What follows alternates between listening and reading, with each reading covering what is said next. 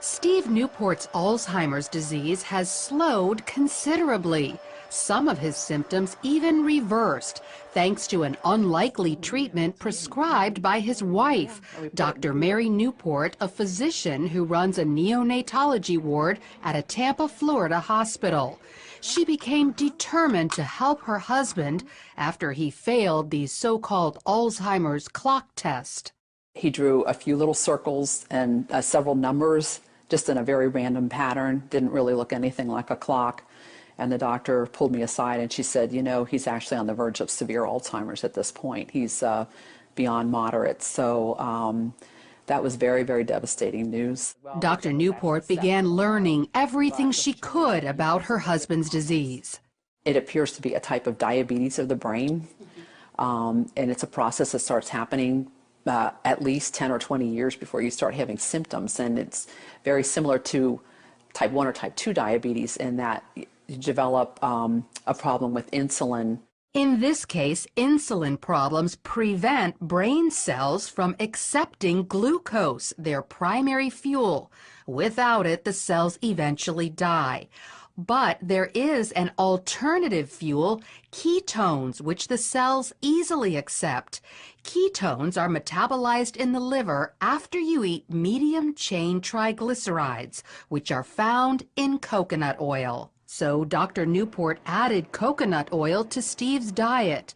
Just 2 weeks later, he took the clock test again, and as you can see, demonstrated stunning improvement. I thought at the time, was it just good luck? Was it a lot of prayer? Was it the coconut oil? And I thought, well, we're going to keep the coconut oil going. Then 3 weeks later, he took the clock test a third time and continued to get better. And it wasn't just intellectually, he also improved emotionally and physically. He was not able to run. He was able to run again. He couldn't read for about 1.5 years. But after somewhere around 2 or 3 months, he was able to read. Instead of being very sluggish, not talking very much in the morning, he would come out, you know, with energy and talkative and joking, and he could find his water and his utensils. Dr. Newport documented Steve's success in a book called Alzheimer's Disease, What If There Was a Cure? She received this stack of thank you letters from other people whose loved ones' Alzheimer's was helped after they followed Steve's diet. And while coconut oil is encouraging, there's actually something much more powerful. A team of biochemists led by Professor Kieran Clark at England's Oxford University have developed a ketone ester that packs a punch 10 times greater than coconut oil. It reaches quite considerably higher levels, and you can get whatever levels you want depending on how much you drink. The problem is they need millions of dollars to mass produce it. Very expensive, and so we can't make very much of it ourselves. And what we would like is funding so that we could actually scale up and make it. But of course, there's no real profit in manufacturing stuff like that. So until a high-potency ketone ester is available to the general public, coconut oil is still a good ketone source. Just make sure it's pure, non-hydrogenated. Avoid any hydrogenated oil, which is the same thing as dangerous trans fat. Many people avoid coconut oil because they think it's bad for them, but it's actually very healthy. Dr. Beverly Teeter is a researcher at the University of Maryland who specializes in dietary fats.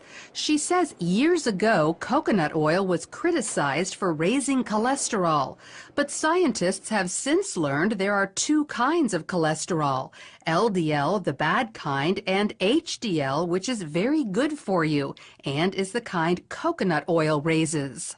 So they put out the message that it increased serum cholesterol, but the truth of the matter was it was helping the profile of the serum cholesterol. That never has been corrected in the public press, and I think that's the reason people have misconceptions about it. So not only does coconut oil improve your cholesterol levels, Dr. Teeter says the way it helps the brains of some Alzheimer's patients can be extended to people with Parkinson's disease, ALS, epilepsy, dementia, even schizophrenia and autism. And one more thing, coconut oil is a natural antibiotic that also helps kill viruses like HIV and herpes viruses. But the coconut oil tends to keep the bacteria down so that if you're assaulted with the virus, your immune system can concentrate on the virus. It doesn't have to concentrate on 27 other bacteria that you may have been exposed to that day. So consider coconut oil to improve your overall health and perhaps even go so far as to stave off life-threatening diseases. Oh, yeah, that's good. Lori Johnson, CBN News. Food a lot.